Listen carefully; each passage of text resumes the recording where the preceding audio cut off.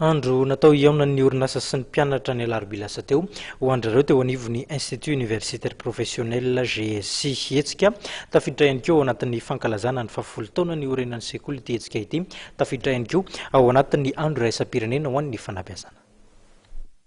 Andro nahafandro mpianatry ny Institut Universitaire Professionnel na GSI ny fanerasera mivantana tamin'ireo tompon'andraikitry ny orinasa ny alarobia tontolo andro teo tetsy amin'ny Sitambatonakanga.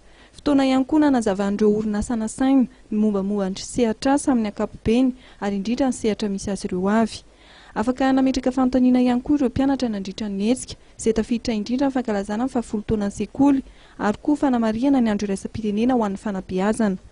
Tanjona nizarandreo mpianatra sahady izany tontolo ny asany araka ny fanazavan'ny tompon'andraikitra amin'ny Institut Universitaire Professionnel azy izao. Fahamireo mpianatra manovo fahalalana bebe kokoa, manitatra ny zavatra izay azo ireo tany ampianarana zany sy mahafantatra ny activité-an'ireo entreprise maromaro, izany hoe familiarisation avec le monde du travail zany.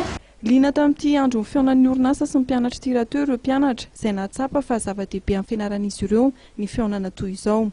Mpianatra dia tombontsoa aloha azo amin'ny fionana ohatr'ireny, ahafahana manitifisika fantanina rehetrarehetra, manamora kokoa hanao stage ianao dia efa mba betsaka izany ny orinasa hitanao. Ankoatra ireo orinasa maro dia tonga tamin'ity lobary andasy teo ambany fitarihan'ny tarety jeneraly ny Institut Universitaire Professionnel ihany koa ireo mpamatsy tetikasa sy mpiara-miombina antoka aminy.